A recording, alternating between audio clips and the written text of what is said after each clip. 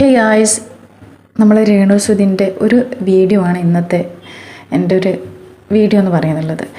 എനിക്ക് പേഴ്സണലി ഇഷ്ടപ്പെട്ട ഒരു ആളായിരുന്നു രേണുസുധിൻ്റെ മൂന്നാമത്തെ കീമോ കഴിഞ്ഞതിന് ശേഷമുള്ള ഫസ്റ്റ് ഇൻ്റർവ്യൂ ആണിത്. വല്ലാണ്ട് കണ്ടപ്പോൾ ഭയങ്കര സങ്കടം തോന്നിപ്പോയി. കാര്യം മുടി അത്രയും നിറച്ച മുടി ഉണ്ടായ രേണുസുധി മൊട്ടയടിച്ച് വിക്ക് വെച്ച് വന്നിട്ട് അവിടെ ഇൻ്റർവ്യൂ ചെയ്യുമ്പോൾ വളരെ വേദന തോന്നിപ്പോയി. ഒരുപാട് ആൾക്കാർ അടിച്ചമർത്താൻ നോക്കിയിട്ടും അതിനെയൊക്കെ ധൈര്യപൂർവ്വം തരണം ചെയ്ത് ജീവിതം മുന്നോട്ട് കൊണ്ടുപോയൊരു സ്ത്രീ. അതിനിടയിലാണ് മഹാമാരിയായ ക്യാൻസർ അവളെ പിടിപെടുന്നതും എല്ലാവരും അറിയുന്നതും ഞെട്ടലും ഒക്കെ ഉണ്ടായിരുന്നു. കുറേ ആൾക്കാർ, എന്നെപ്പോഴും ഇഷ്ടപ്പെടുന്ന ആൾക്കാർക്ക് അതൊരു വേദന തന്നെയായിരുന്നു. ഹോസ്പിറ്റൽ കിടക്കയിൽ പോലും അവൾ അഡ്മിറ്റായത്, അതുപോലെ സൂചി ഫിറ്റ് ചെയ്തിട്ട് നടക്കുമ്പോഴൊക്കെ അവളെ വല്ലാണ്ട് സോഷ്യൽ മീഡിയ ഉപദ്രവിച്ചുകൊണ്ടേയിരുന്നു. കള്ളം പറയുന്നതാണ്. ക്യാൻസർ എന്ന് പറയുന്ന ഒരു മഹാമാരി ആരെങ്കിലും കള്ളം പറയോ? ഈ സൂചി ഫിറ്റ് ചെയ്ത് നടക്കുന്നത് ഒരു സുഖമുള്ള കാര്യമാണെന്ന് നിങ്ങൾക്ക് തോന്നുന്നുണ്ടോ? അതുപോലും വെറുതെ വെച്ച് കെട്ടാന്ന് പറഞ്ഞ ആൾക്കാരുണ്ട് നമ്മൾ സോഷ്യൽ മീഡിയയിൽ. അതൊക്കെ നോക്കിയും കണ്ടും കേട്ടും സഹിച്ചും ആണ് ഈ രോഗം വന്നിട്ട് പോലും അവൾ ഒരക്ഷരം അതിനെതിരെ പറയാതെയും ഇങ്ങനെ മുന്നോട്ട് പോയിക്കൊണ്ടേ ഇരുന്നു. ഞാൻ ചോദിക്കട്ടെ, എന്ത് രോഗം ഒരു ശരീരത്തിൽ വന്നാൽ പോലും ആ ശരീരത്തിന് സമാധാനം കിട്ടുന്ന ഏത് രീതിയും നമുക്ക് സ്വീകരിക്കാം.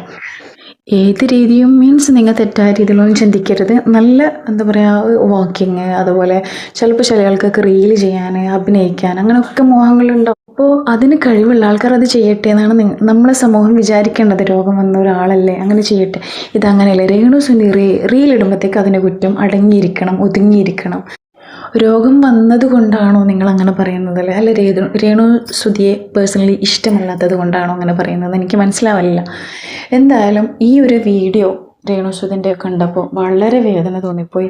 കാരണം എനിക്കിഷ്ടപ്പെട്ടൊരു വ്യക്തിയെ ഈ മുടിയില്ലാണ്ടും ഇതുപോലെ ഈ ഒരു നിസ്സഹായ രീതിയിൽ കണ്ടപ്പോൾ വളരെ വേദന തോന്നിപ്പോയി. നിങ്ങളൊന്ന് കണ്ടോക്കി. നമ്മുടെ സ്വന്തം രേണുസുധിയാണ്. ചേച്ചി നമസ്കാരം, welcome to movie world media. നമസ്കാരം. എങ്ങനെയുണ്ട്, സുഖമായിരിക്കുന്നോ എന്ന് ഞാൻ ചോദിക്കുന്നില്ല, ഇപ്പൊ എങ്ങനെയുണ്ട്? ആക്ച്വലി ഇപ്പം സത്യം പറഞ്ഞാൽ അറിയാമല്ലോ, എല്ലാവർക്കും അറിയാവുന്ന ക്യാൻസർ ട്രീറ്റ്മെന്റാണ് ഞാൻ.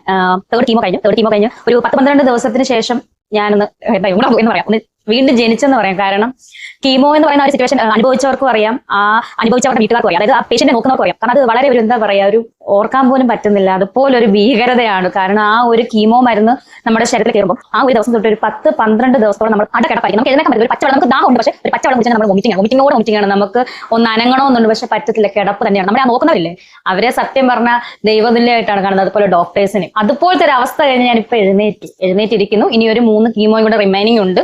അതുപോലെ ഡോക്ടർ പറഞ്ഞ പോലെ സർജറിയാണ് അടുത്തത് പ്ലാൻ. കീമോ കഴിഞ്ഞിരിക്കുന്ന ഒരു പീരീഡ്, 12 ദിവസം ചേച്ചി ഇറങ്ങാൻ പറ്റില്ല, വൊമിറ്റിംഗ് ആയിരിക്കും ചേച്ചി പറഞ്ഞു. ഈ ഒരു സമയത്തും ഇപ്പൊ കീമോ കഴിഞ്ഞിരുന്ന ആ ഒരു സമയത്തും സോഷ്യൽ മീഡിയ വന്നു കഴിഞ്ഞാൽ ചേച്ചിനെ പറ്റി കുറ്റം പറയുന്നവരുടെ കൈ നടക്കില്ല. ആ ഒരു രീതിയിൽ സൈബർ ബുള്ളിങ് ആയിരുന്നു. ഈ ഒരു സമയത്ത് ഈ വൊമിറ്റിങ്ങും കാര്യങ്ങളും ശാരീരികമായിട്ട് ബുദ്ധിമുട്ടുകളൊക്കെ ഉണ്ടായിക്കൊണ്ടിരിക്കുന്ന ആ ഒരു സമയത്ത് ഇതും കൂടെ കാണുമ്പോൾ ഉള്ള ഒരു സിറ്റുവേഷൻ എനിക്ക് ചിന്തിക്കാൻ പറ്റില്ല. അതാണ് ഞാൻ പറഞ്ഞ, ചേച്ചി ആയതുകൊണ്ട് മാത്രം പിടിച്ചു തന്നാന്ന് ഞാൻ ആദ്യം വന്നപ്പോ പറഞ്ഞില്ലേ. അതെ, ഒരുപാട് പേര് അങ്ങനെ പറയാറുണ്ട്. സത്യം പറഞ്ഞാൽ ഈ ക്യാൻസർ എന്ന് പറയുന്ന ഈ രോഗത്തെക്കാൾ ഭയാനകമായിട്ടുള്ള ഭീകരതയായിരുന്നല്ലോ ഞാൻ നേരത്തെയും അനുഭവിച്ചത്. ഇപ്പോഴും അതിന് എന്തെങ്കിലും കുറവുണ്ടോ? അപ്പൊ ഈ അന്ന് കുറ്റം പറഞ്ഞവർ തന്നെയാണ് ഇന്നും പറയുന്നത്. അന്ന് എന്നെ സ്നേഹിച്ചവർ ഇന്നും എന്നെ സ്നേഹിക്കുന്നു. അപ്പൊ പിന്നെ കുറ്റം പറയുന്നത് നമുക്ക് അംഗീകരിച്ചു കൊടുക്കുന്ന കാര്യം പറഞ്ഞുകൊണ്ടിരിക്കുന്നു. ഞാൻ ആലോചിച്ചു, ക്യാൻസർ വന്നു കഴിഞ്ഞാൽ ചിലപ്പോൾ ഇതിനൊരു മാറ്റം ഉണ്ടായിരിക്കും. നെവർ. അത് ഇതിലപ്പുറം കൂടുതൽ ഈ സാധനം കളർ പറയുന്ന ആൾക്കാരാണ്. ഞാൻ ഒരാളായതുകൊണ്ടാണ് അല്ലെങ്കിൽ മുന്നിൽ ഞാൻ ഇപ്പൊ ഇരുന്ന് സംസാരിക്കുന്നത്. വേറെ ആരും ഇങ്ങനെ സംസാരിക്കാറില്ല. എനിക്ക് തോന്നുന്നത് സംസാരിക്കും അവർ ഈ ഒരു ട്രീറ്റ്മെന്റ് എല്ലാം കഴിഞ്ഞ് ആ ഒരു ക്യാൻസറിന്റെ ഭീകരത, അതായത് ആ ട്രീറ്റ്മെന്റ് കഴിഞ്ഞ് അവർ ഉണർന്ന് സംസാരിക്കുന്നത് ഞാൻ കേട്ടിട്ടുണ്ട്. പല ഇന്റർവ്യൂസ് ഞാൻ കണ്ടിട്ടുണ്ട്. പക്ഷെ എനിക്ക് തോന്നില്ല അതിങ്ങനെ സംസാരിക്കുന്നത്. അതിന് നമുക്കൊരു മനക്കെടുത്ത് വേണം. അത് നേരത്തെ എൻ്റെ ലൈഫിൽ ഇപ്പൊ എനിക്ക് 34 വയസ്സ് കഴിഞ്ഞു. അതായത് സെപ്റ്റംബർ 7 35 വയസ്സിലോട്ട് കടക്കും. അപ്പൊ ഇതിനകത്ത് ഞാൻ അനുഭവിച്ചെന്ന് പറഞ്ഞാൽ വളരെ ഇപ്പൊ ഈ ചിത്ര പറഞ്ഞ പോലെ ക്യാൻസർ വന്നിട്ട് എന്നെ വെറുതെ വിടുന്നില്ല. അപ്പൊ അതിലപ്പുറം ഞാൻ അനുഭവിച്ചിട്ടാണ് നിൽക്കുന്നത്. അതുകൊണ്ട് എനിക്കിതൊന്നും വലിയ വിഷയമല്ല. മുഴുവൻ പോവും, മുടിയെല്ലാം പൊഴിഞ്ഞു പോവും. ഇത് വിഗ്ഗാണ്, ഇത് വിഗ്ഗാണ്. എനിക്കിത് ഇങ്ങനെ കാണിക്കുന്നതിന് എനിക്കൊരു വിരോധവും ഇല്ല. ചേച്ചി അത് ഇടൂ.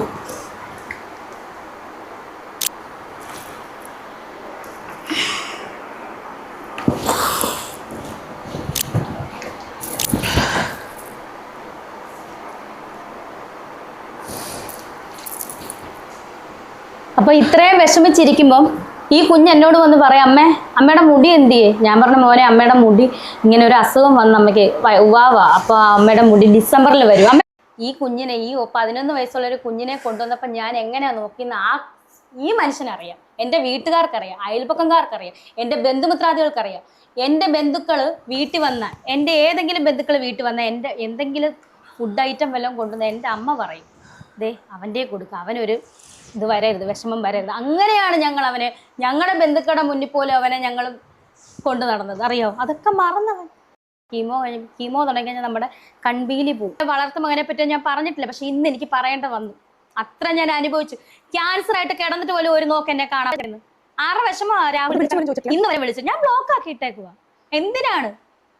എന്തിനാണ് ഇനി ഇതിന്റെ ഇടയിൽ കമന്റ് വരട്ടെ, എന്നെ വേണ്ടാത്ത എനിക്ക് വേണ്ട, അതിന് പേര് തൂക്കിക്കൊല്ലോടെ കൊല്ലട്ടെ കോടതി, തൂക്കിക്കൊല്ലട്ടെ. ഇങ്ങനെ ഒരു ജീവിതത്തിനെ കണ്ടത് തന്നെയാ. നിങ്ങൾ തമ്മിൽ തുറന്ന് സംസാരിക്കാനായിട്ടുള്ള എന്തിനാ മോളെ തുറന്ന് സംസാരിക്കുക? 11 വയസ്സ് തൊട്ട് 18 വയസ്സ് വരെ എല്ലാ കാര്യങ്ങളും അറിയാവുന്നതല്ലേ?